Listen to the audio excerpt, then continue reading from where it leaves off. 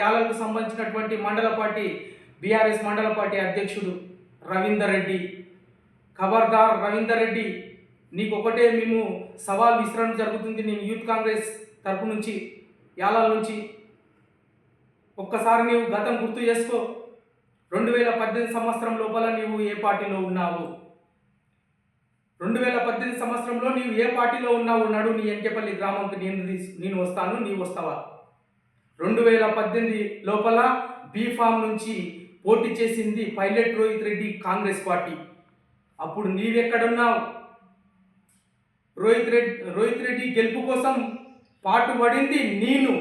వీరేశం ప్రతి గ్రామాన తిరిగి ఒక యువకులు యంగ్ లీడర్స్ అనే ద్వారా, ఒక మొత్తం నియోజకవర్గంలో యంగ్ లీడర్స్ అనే సంస్థ ద్వారా ఈ యంగ్ లీడర్స్ అనేటటువంటి దానిపైన ఈ బీఫామ్ తెచ్చుకొని కాంగ్రెస్ పార్టీలో చేరి బీఫామ్ కాంగ్రెస్ పార్టీ నుంచి ఇస్తే మీరంతా ఒకవైపు, మేమంతా ఒకవైపు ఉన్నాం.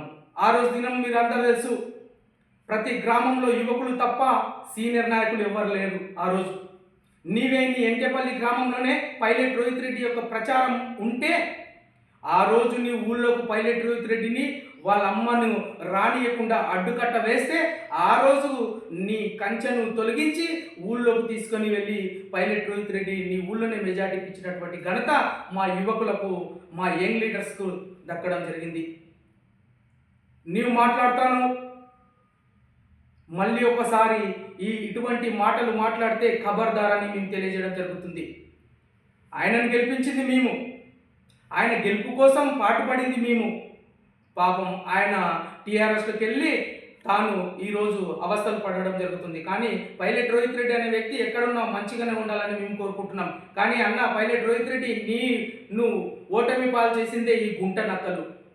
మళ్ళీ ఒకసారి ఇటువంటి ప్రెస్ మీట్లు పెట్టి మా యొక్క నాయకులపైన బురద జల్లే కార్యక్రమం చేస్తే మేము సహించేది లేదని, ఇటువంటి కార్యక్రమాలు ఏది చేసినా మా పెద్దలు చెప్పారు కాబట్టి మేము ప్రెస్ మీట్ పెట్టడం వస్తుంది, మాకు మాట్లాడడం వస్తుంది, మేము కూడా అన్ని మీ యొక్క చిట్టాలు తీయడం జరుగుతుంది. కాబట్టి ఖబర్దార్ రవీందర్ రెడ్డి, నీవు కూడా నోరు అదుపులో పెట్టుకొని ఏం పీకిండ్రు అనేటటువంటి మాటలు మాట్లాడితే ఖబర్దార్ అని తెలియజేయడం జరుగుతుంది.